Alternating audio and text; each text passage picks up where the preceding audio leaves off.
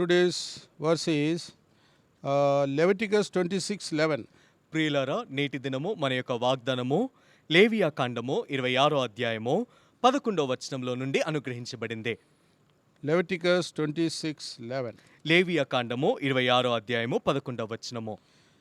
And I will set my tabernacle among you, and my soul shall not abhor you. నా మందిరమును మీ మధ్య ఉంచెదను, మీ యందు నా మనసు అసహ్యపడదు. So it is interesting to note from the beginning that God wants to have fellowship with man. దేవుడు ఆరంభము నుండి మనము గమనించినప్పుడు ఆయన మనుషులతో సహవాసము కలిగి ఉండాలన్న విషయము ఎంతో ఆసక్తికరముగా ఉంటుంది. Though angels are mightier and shining and holy than us, still how God longs to have fellowship with us, human beings. దేవుడు దేవదూతలో మనకన్నా ఉన్నతమైన వారో, పరిశుద్ధులో, గొప్పవారో, బలవంతులైనప్పటికీ కూడా మనుషుల పట్ల ఆయన వాంఛ కలిగి ఆయన మనుషులతో సహవాసం కలిగి ఉండాలనే ఉద్దేశం కలిగిన దేవుడు. So it's a mystery. ఇది గొప్ప మర్మమై ఉంటుంది. Even in the Garden of Eden, God used to come in the cool of the day to talk with Adam and Eve. Eden తోటలో కూడా నరుణ్ణి సృజించిన తర్వాత ఆదాము అవ్వలతో సంభాషించటానికి దేవుడు సాయంకాలపు పూట చల్లవేళ వారిని కలుసుకొని వారితో ఉండటానికి వచ్చేవారు. Only after they disobeyed, Adam was hiding. వారు అవిధేయత చూయించిన తరువాతే ఆదాము తాను దాచుకుంటూ వచ్చాడు. Still God did not leave him. అయినప్పటికీ దేవుడు తనను ఏమాత్రము విడిచిపెట్టలేదు. God asked, "Where are you, Adam?" దేవుడు ఆదాముతో అంటున్నాడు, ఆదామా నీవు ఎక్కడున్నావు? So God knows, and also God longs to have fellowship with us. కాబట్టి దేవుడు మన గురించి ఎరిగిన వారు అంత మాత్రమే కాదు, మనతో సహవాసం ఉండటానికి ఆయన మనసు కలిగి ఎదురు చూచే దేవుడు. Then we read about Enoch in Genesis chapter 5 that he walked with God. మనము ఆదికాండము 5వ అధ్యాయంలో హానోకు గురించి చదువుకుంటాము. హానోకు దేవునితో పాటు తాను నడిచినవాడు. And every day they used to walk together. ప్రతి దినము వారిరువురు కూడా కలిసి నడుస్తూ ఉండేవారు. After the walk, Enoch used to go to his house. ఆ విధముగా కలిసి నడిచిన తర్వాత ముగించబడినప్పుడు హానోకు తిరిగి తన ఇంటికి వెళ్ళిపోయేవాడు. One evening God told, "Why don't you come to my house?" ఒక దినాన దేవుడు హానోకుతో అన్నాడు కదా, నేను ఉండు చోటున నా ఇంటికి నీవు ఎందుకు రావు అని. So God and Enoch went away. ఆ విధంగా హానోకు దేవునితో పాటు వెళ్ళిపోయాడు. From that day Enoch was missing. ఇంకా ఆ దినము నుండి హానోకు ఈ లోకంలో కనబడలేదు. He walked with God and he went with God and he went to heaven without dying. చూడండి, తాను దేవునితో పాటు నడిచాడు, దేవుని వెంబడిస్తూ వెళ్ళాడు. తాను పరలోకమునకు ఈ లోకములో మరణించకుండా, మరణము చూడకుండా తాను ప్రవేశించిన వాడుగా ఉంటున్నాడు. So God wants to have fellowship with us. కాబట్టి దేవుడు మనతో సహవాసము కలిగి ఉండాలనుకుంటున్నాడు. It's a mystery. ఇది గొప్ప మర్మమై ఉంటుంది. We also read about the Israelites. మనము ఇజ్రాయేలీలను గురించి కూడా చదువుకుంటాము. In Exodus 25 నిర్గమకాండము 25వ అధ్యాయములో verse 8. 8వ వచనము,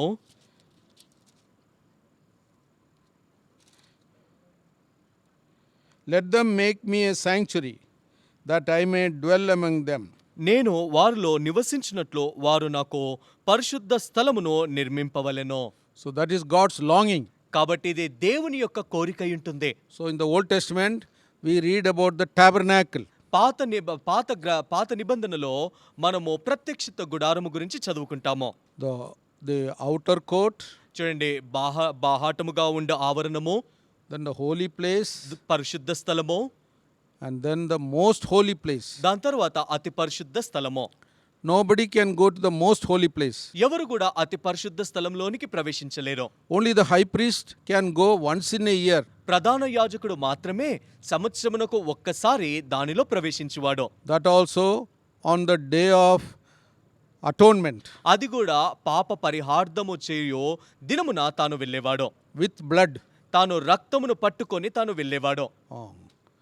So in the Old Testament only the high priest used to go to the most holy place, and that also once in a year. చూడండి, పాత నిబంధన గ్రంథ కాలములో ప్రధాన యాజకుడు సంవత్సరమునకు ఒక్కసారి మాత్రమే తాను ఒక్కడే అతి పరిశుద్ధ స్థలములోనికి ప్రవేశించువాడు. That also with the blood. అది కూడా రక్తమును చేత పట్టుకొని వెళ్ళేవాడు. For his sins and for the sins of the whole world. తన యొక్క పాప For the people of పరిహార్థము God. కొరము అంత మాత్రమే కాదు, దేవుని ప్రజల యొక్క పాప పరిహార్థ నిమిత్తము తాను ఆ విధంగా చేసేవాడు. It is said ఈ విధంగా చెప్పబడింది, they used to tie a rope to the high priest. Leg. వారు ప్రధాన యాజకుని యొక్క కాళ్ళకు ఒక తాడును వారు కట్టేవారు. Suppose the high priest dies in the most holy place. ఒకవేళ ప్రధాన యాజకుడు అతి పరిశుద్ధ స్థలములో చనిపోయినప్పుడు Nobody can go inside. ఎవరు కూడా లోనికి ప్రవేశించలేరు. So they can only pull the rope. కాబట్టి ఆ తాడు పట్టుకొని తనను బయటికి లాగవలసిందే. Because most holy place. ఎందుకొరకు అది అతి పరిశుద్ధమైన స్థలము. Also, we can see in the most holy place there was the ark. అంత మాత్రమే కాదు, అతి పరిశుద్ధ స్థలములో మందసము ఉన్నట్టుగా కూడా చూస్తాము. Cherubims చూడండి, దానిపైన కెరూబులు ఉంటారు. and the mercy seat. అక్కడ దానిపైన కరుణాపీఠం ఉంటుంది. And on that mercy seat, the high priest used to sprinkle the blood. ఆ యొక్క కరుణాపీఠము పైన ప్రధాన యాజకుడు రక్తమును తాను ప్రోక్షించేవాడు. And then the fire will come and burn that blood. అప్పుడు అగ్ని ఆకాశములో నుండి దిగి వచ్చి ఆ రక్తమును దహించేది. That means God has accepted. అంటే దాని అర్థము దేవుడు అంగీకరించాడని. Then God used to speak from that mercy seat. అప్పుడు దేవుడు ఆ కరుణాపీఠము నుండి ఆయన మాట్లాడేవాడు. Numbers chapter 7. చూడండి, సంఖ్యాకాండము 7వ అధ్యాయము Last verse. చివరి వచనము. Numbers chapter 7. సంఖ్యాకాండము 7వ అధ్యాయము Last verse. చివరి వచనము. 89. 89 వచనము. And when Moses was gone into the tabernacle of congregation to speak with him, then he heard the voice of one speaking unto him from the mercy seat that was upon the ark of the testimony, from between the two cherubim, and he spake unto him. చూడ, యెహోవా మోషే యెహోవాతో మాట్లాడుటకు ప్రత్యక్షపు గుడారంలోనికి వెళ్ళినప్పుడు సాక్ష్యపు మందసము మీదనున్న కరుణాపీఠము మీద నుండి, అనగా 2 కెరూబుల నడుమ నుండి తనతో మాట్లాడిన యెహోవా స్వరము అతడు వినెను. అతడు ఆయనతో మాట్లాడెను. So this was the privilege given to the high priest. కాబట్టి ఈ యొక్క ఆధిక్యత ప్రధాన యాజకుడికి ఇవ్వబడింది. But now కానీ ఇప్పుడు we have the faithful, merciful, perfect, eternal high priest. ఇప్పుడు మనకు సంపూర్ణమైన కరుణా సంపన్నుడైన పరలోకపు ప్రధాన యాజకుడు మనకుంటున్నాడు. He took his blood after he rose again from the grave and went to heaven and offered his blood in heaven in God's presence. ఆయన ప్రధాన యాజకుడు అంటే యేసుక్రీస్తు ప్రభువారు చనిపోయి భూస్థాపన చేయబడి తిరిగి లేచిన తరువాత ఆయన రక్తమును చేత పట్టుకొని పరలోకమునకు ఆయన ఆరోహణమై వెళ్ళి ఆ పరలోకములో ఆయన రక్తమును మన పరిహార్థముగా ఆయన దాన్ని చూయించినవాడు, ఉంచినవాడు. He has brought permission, admission for any believer in Christ to enter into the most holy place anytime, any number of time. అతి పరిశుద్ధ స్థలములోనికి ఏ సమయంలోనైనా ఎన్నిసార్లైనా ఒక విశ్వాసి ప్రవేశించటానికి ఆయన అర్హతను ఆయన అనుగ్రహించిన వాడై ఉంటున్నాడు. So that's why we read in Hebrews. అందుకొరకే హెబ్రీయులకు రాసిన పత్రికలో మనం చదువుతాము, The throne of grace is now open for us. ఇప్పుడు కరుణా పీఠము, కరుణా సింహాసనము మన కొరకు ఎల్లప్పుడూ అందుబాటులో తెరవబడి ఉంటుంది. Hebrews chapter 4, హెబ్రీయులకు రాసిన పత్రిక 4వ అధ్యాయము verse 16.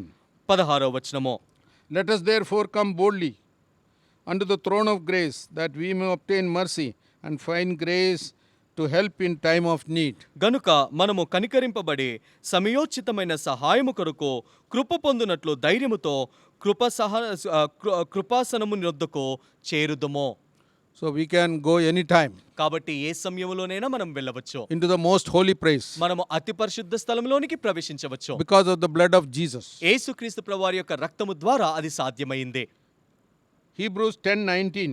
హెబ్రీయులకు రాసిన పత్రిక 10వ అధ్యాయము 19వ వచనము. Having therefore, brethren, boldness to enter into the holiest by the blood of Jesus. సహోదరులారా, యేసు మన కొరకు ప్రతిష్ఠించిన మార్గం అనగా నూతనమైనదియో జీవము గలదియో ఆయన శరీరమును తెర ద్వారా ఏర్పరచబడి ఉన్నది అయిన మార్గము ఆయన రక్తము వలన పరిశుద్ధ స్థలమందు ప్రవేశించుటకు మనకు ధైర్యము కలిగి ఉన్నది. 20 కూడా చదివారా? ఎస్ అండి. So we have the new and living వే.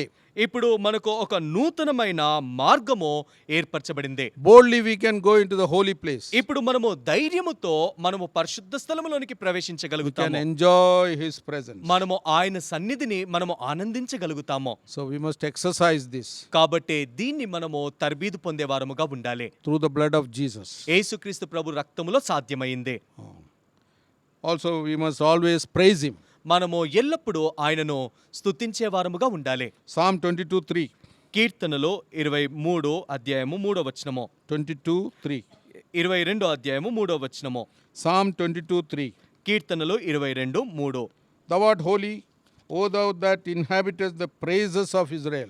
నీవు ఇశ్రాయేలీయులు చేయు స్తోత్రముల మీద ఆసీనుడవై ఉన్నావు. So whenever we praise him, the Lord is among us.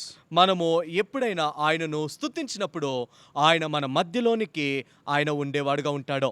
So let us enjoy God's presence all the time. కాబట్టి ఎల్లప్పుడూ దేవుని యొక్క సన్నిధి కలిగి దానిలో మనం ఆనందించే వారముగా ఉండాలి. Matthew 18:20. మత్తయి రాసిన సువార్త 18వ అధ్యాయం 20వ వచనము. Matthew 18:20. మత్తయి రాసిన సువార్త 18వ అధ్యాయం 20వ వచనము.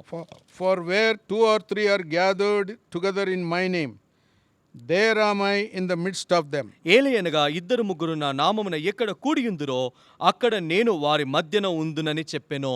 In English, it is written gathered together. ఇంగ్లీష్లో ఏమని రాయబడిందంటే ఎక్కడ కూడి వస్తారో కూడి ఉంటారో. No, కలిసి he only gathers us together. అంటే ఒక మాటలో చెప్పాలంటే ఆయనే మనల్ని సమకూర్చి కూర్చేవారుగా ఉంటాడు. Not we gathering ourselves. అంటే మనము కూడి రావటము కాదు. God gathers us together. దేవుడు మనల్ని ఆయన సమకూర్చేవాడుగా ఉంటాడు. In the communist countries, చూడండి ఈ కమ్యూనిస్ట్ దేశాలలో once upon a time, ఒకానొక సమయంలో they never used to tell when the meeting is, where the meeting is. ఆ కూడిక ఎక్కడుండేది, ఎప్పుడు కూడిక ఉండేది, ఎప్పుడు చెప్పేవారు కాదు. Believers have to pray and find out and come. చూడండి విశ్వాసులే వారు ప్రార్థించి అది ఎప్పుడో కనుక్కొని వారు రావాలి. Then who will come? ఎవరు వస్తారో అలా ఉంటే Only those who are led by the Spirit, they will come. ఎవరైతే ఆత్మ ద్వారా నడిపించబడ్డారో అట్టివారే రాగలుగుతారో. Such people, Lord will be with them. అలాంటి వారితో దేవుడు వారికి తోడై ఉంటాడు. So we have to enjoy his presence కాబట్టి మనము ఆయన సన్నిధిని ఆనందించే వారముగా ఉండాలి. by making every effort of ours. మనకు అవకాశం ఉన్నప్పుడు అనుకూలములో ప్రతి ఒక్క ఏర్పాటును మనము ప్రయత్నిస్తూ మనము కూడి వచ్చే వారముగా ఉండాలి. And in the new heaven, నూతనమైన ఆకాశములో, New Jerusalem, నూతనమైన యెరూషలేములో the Lord will dwell with us and we will dwell with him. ప్రభువారు మనతో నివసిస్తాడు, మనము ప్రభుతో పాటు నివసిస్తాము. Literally, నిజముగా మనము ఒకరిని ఒకరు కలుసుకొని ఉంటాము. face to face. మనము ముఖాముఖముగా చూస్తాము. No indirectly, not indirectly. చూడండి అంటే ఏదో అంటే సూటిగా లేని పరిస్థితుల ద్వారా కాదు. That will be the most glorious experience. అది ఎంతో మహిమకరమైన ఉన్నతమైన అనుభవంగా ఉంటుంది. So may Lord help us to be living in the presence of God in every sense. కాబట్టి ప్రతి ఒక్క పరిస్థితుల్లో దేవుని యొక్క సన్నిధి కలిగి దేవుని యొక్క సన్నిధిలో జీవించుటకు దేవుడు మనకు సహాయం చేయను గాక. May God bless you. దేవుడు మిమ్మును ఆశీర్వదించును గాక.